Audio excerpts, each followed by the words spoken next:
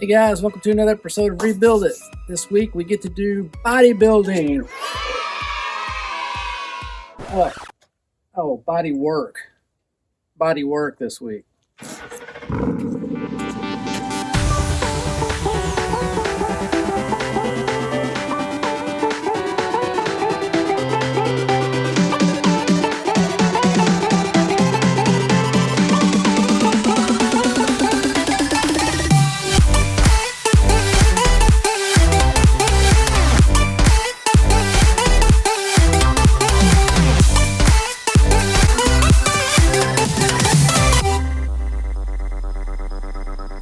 All right, start this thing up. First time started with all the guts back in it. Keep forgetting that this ignition is on the left side of the steering wheel.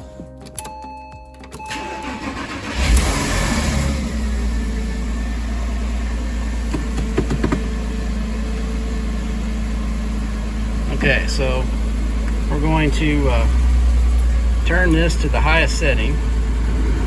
And then we're going to turn our fan down to where it's only on one at the very bottom of that, and that's going to open up all the valves, like the heater core valves and stuff, so let it circulate. So now we'll just wait. Luckily we have a full tank of gas. Also, I wanted to check for leaks while this is running. Just make sure we don't see any drips over here.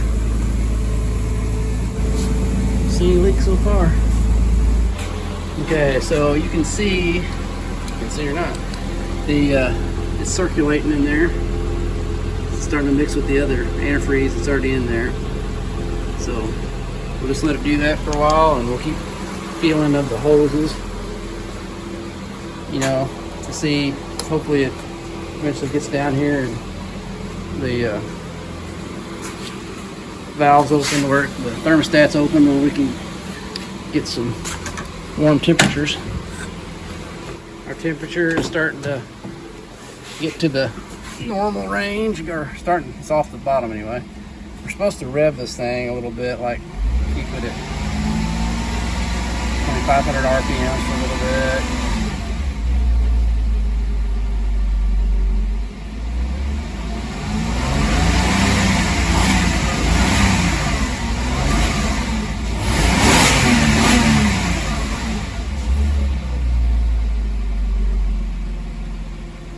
I love the fact that there's no warning lights. It's awesome. No engine light, nothing. Okay, well, definitely no leaks. And we got the top hose is hot and the bottom hose is hot. I still don't feel the, I hear a fan kicking on. That's the rear fan. All right, finally, all the fans kicked on that side. That's good, all that works. No leaks. The only other thing that could have a leak would be the AC system, and we won't know until we get it charged. Put the trunk, take it on a little spin. Let's go down to the end of the road. See if I can get it into, at least get it into second gear. Yeah.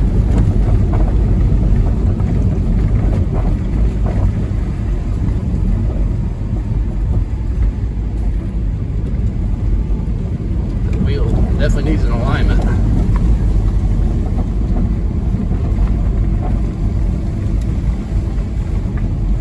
But everything looks normal and sounds good and runs good. So we'll take it back to the shop and start on the next section. So that was fun. Everything worked great. No issues at all. So kind of reminds me of a Volkswagen Beetle, because it's the last time I drove a rear engine car was my first car that I ever had when I was a teenager. It was a 1970 Volkswagen Beetle. It's kind of the way this thing is just engineered and stuff on the front. It just reminds me of it.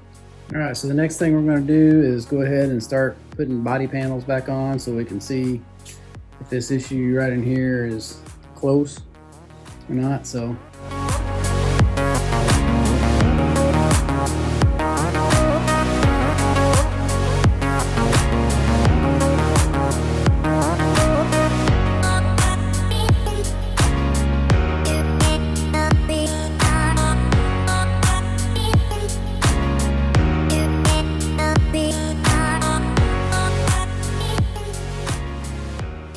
Well, that fit really nice. I mean, the gap and stuff's even already good. Haven't really done anything to it. So hopefully the hood will fit nice like that.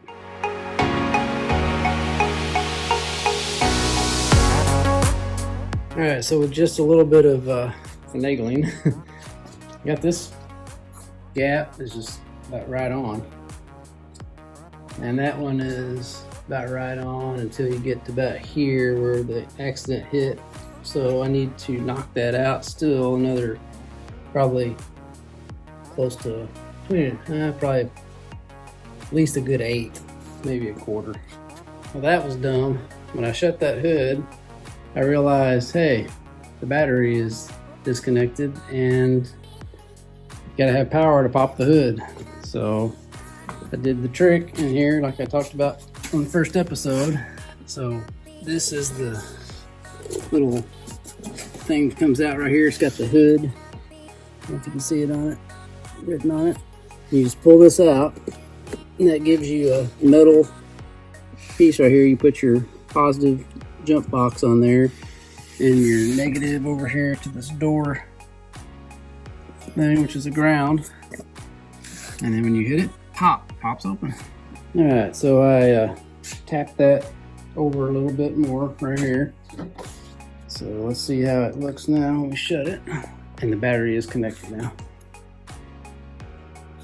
So that is a pretty doggone good gap. I could live with that one, right like that. Even the height is really good. Huh. Well, that was easier than I thought. And it did pop. All right. I don't know if that's a warning job or not. Yep. So all that works good, guys. So that's a relief.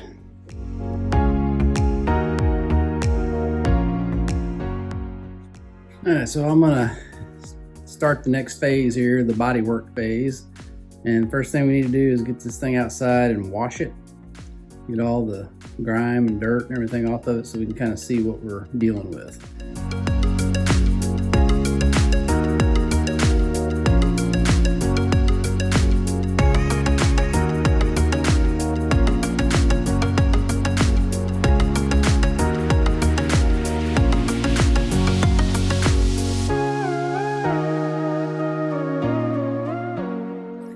All right, so I've got this thing washed, and now is the hard part to try to decide how far do you go with this car, because it's like I said, it's 103,000 miles, which is not extreme, but it's not a new car either. It's 20 years old. We got like a little bunch of like, can't feel them, but little rock chip looking things in the paint. Here, quite a few. Like how many panels do we want to paint on this thing? We know, like we cut and buff those fenders, they might look really good. On these back ones especially, there's hardly any scratches or anything on them. There's like one, I think that'll buff out. This definitely needs to be repainted. We got one dent right here, like a hail dent or something. Needs to be, so that needs to be done. This one has got a scratch right here. I think it's too deep to buff out. Some scratches up here on this front door. So not sure, this thing might just need a respray on the whole thing. I mean, I know it needs it, but how much time and money do we put in on this car? Everything works, it seems like. It's always one of the hardest parts on something that's not like worth a lot of money. It's got a lot of, it's got low mileage and all that. How much do you do to it? Wow. Okay, I have not decided yet how far we're gonna go on the paint, but while I'm thinking about that, we can go ahead and get us some 800 grit sandpaper and just start sanding this hood and trying to find out where all of our dents are. No, we got this one right here, this one right here. This is all stuff that was on there from the salvage yard. And I think there's one Use, if you can follow that light bar across there. So, but we'll find those as we're sanding. And we've got a few little small ones, just tiny ones on the fender. One down there. Okay, so what I'm gonna do here is I've got some 320 sandpaper, and I'm just gonna hit these spots that I know, you know, across where there's all this damage or something's hit it. Just kind of see where we are as far as highs and lows. And then I'm probably gonna eventually just go ahead and sand this hood down to metal, bare metal, because I can see, I mean, this is old and it's been out in the weather for a long time at the salvage yard, and I'm just worried about this paint letting go. So I'd rather start with some better metal before we start back with primer and stuff. So let's hit this and see how low and high we are.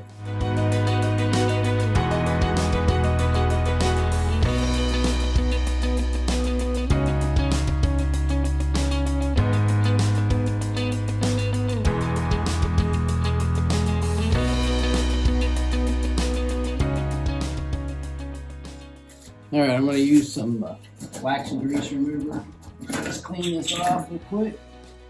Okay, so what I'm going to do is I've got my gun heating up here. This is it's a glue gun, like a big heavy duty thing with special glue for this purpose. Okay, so we're going to be working on this spot right here. So I'm going to use kind of like a egg-shaped, elliptical-shaped puller. We're going to put this wax on there and stick it right in here, and we're going to use a puller to pull up on it.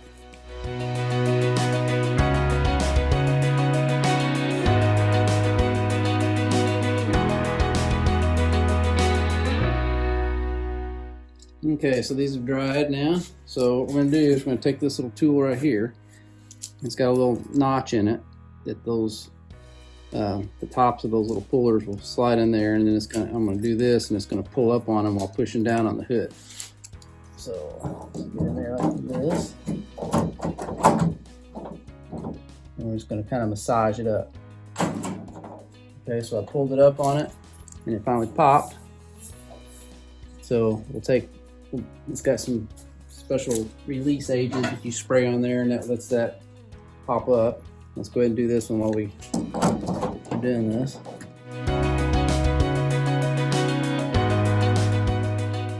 All right, now let's put our release agent on there. And usually that just makes it peel right off. And you'll feel it if you have a cut in your hand. Okay, I've got all those dents brought up to where they're close to where they need to be, level with the surface, so enough for a filler. I can just put a very thin coat of filler on there and make it right. So the coarsest paper I've got here is 80 grit, so I'm going to see how long it takes to get down to bare metal with just this DA and some 80 grit. If it's taking too long, then I'm going to have to wait until I can get to the store and put some, get some 40 or something like that. So, because I don't want to sandblast that. It's just one hood, so let's see if we can just sand it down. So, see how long this takes.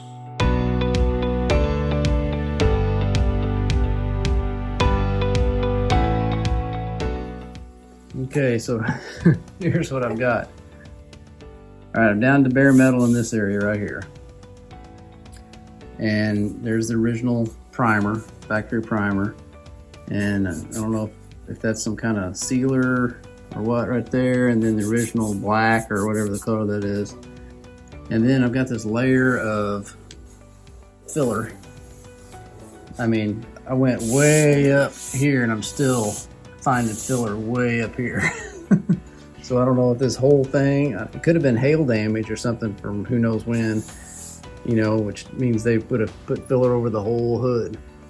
But here's they put it on over the other paint. So I'm trying to get down to bare metal so I can just have a fresh start and find out what's going on this thing. So when I go over to the store and get some more aggressive paper, then hopefully we can get this off faster. But it's quite a bit of filler in here. So this is going to be a job, and it's going to be a lot more hours than what I was hoping on this hood.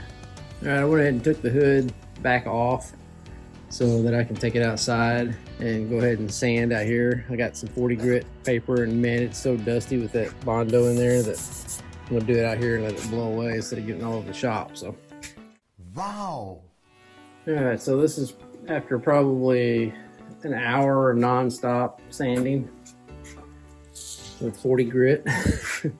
But when I got to the bare metal, there is kind of like a low area, like right here. That's where the Bondo was. And through here, a little bit of a low area, but man, they had it caked on there. So I don't know that we need that much. It's like almost like they had too much. It took me hours to use this 40 grit sandpaper, and I finally got down to metal here, you know. But I've also got these little things like this. I don't know if you can tell what that is or not. It's kind of like a Brillo pad looking thing. And when you use that, I mean, it takes off the paint 10 times faster than a 40 grit regular old sandpaper. So check this out.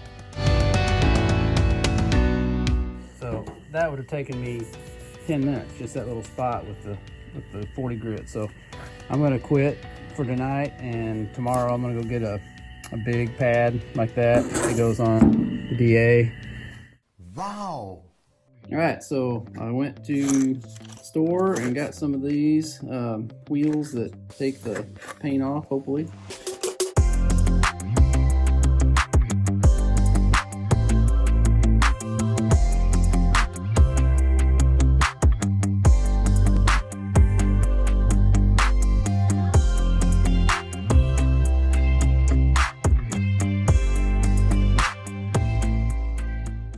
All right, so there's where I am at this point. I've been doing this for, I don't know, 2 to 3 hours probably. And man, it just goes so slow, but I'm getting it finally.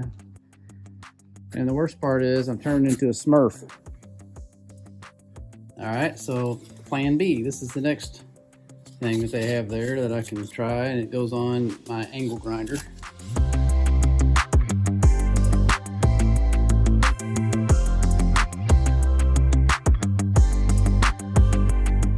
Well, I wasted about 2 or 3 hours of my life this morning. That would have taken this whole thing. I would have been done in about 30 minutes. All right, so like in, I don't know, 30 or 45 minutes, I got all that off with that other wheel. So that is definitely the way to go.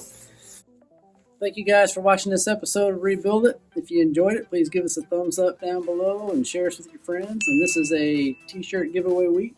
So if you'd like a free Rebuild It t-shirt, just comment down below in the comments section, Porsche, and we'll enter you to win. You just have to be a subscriber, and USA addresses only, please. So we'll see you next week. Thanks for watching. And always remember, don't retire it if you can rebuild it. See you guys next week. Thanks so much, guys, for tuning in and watching this week's episode of Rebuild It. Make sure you subscribe so you don't miss out on any awesome content. Have a good one.